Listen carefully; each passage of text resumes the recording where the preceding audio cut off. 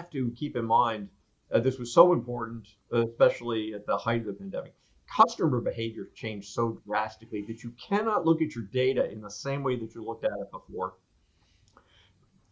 Check counts, transaction counts were a vital one. It's been top of mind because at least in our brand, and I think this is true of most, the customer changed their bundling and what they were ordering, how they were ordering, consolidating orders. If you were looking simply at your ticket counts as the gauge of transactions, you were getting led astray.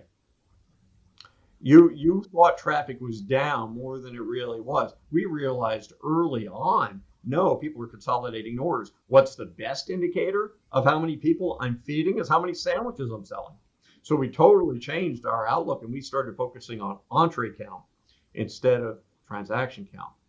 Normally, when you're in a much more stable environment, I think most people, when you're assessing your comp sales, it's usually very easy. You look at your comp sales and your comp traffic, and the differential between the two generally reflects what your change in pricing has been. All right, so I'm +1 in customer count, or call it transaction count. I'm +5 in sales. Yeah, I've got 4% built-in inflation.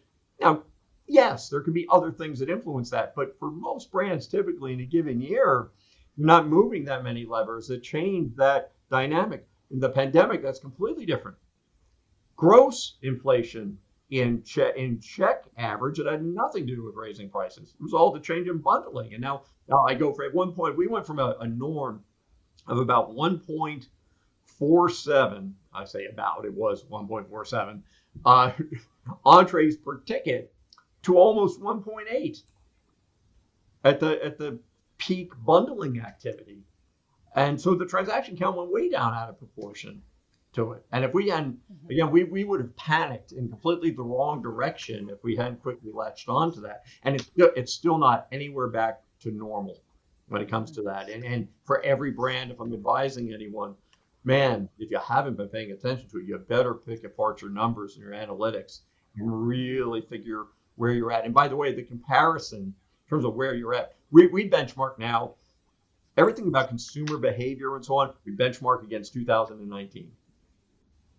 Our sales growth, product mix changes, differences in channels of trade. 2019 is the point of measurement.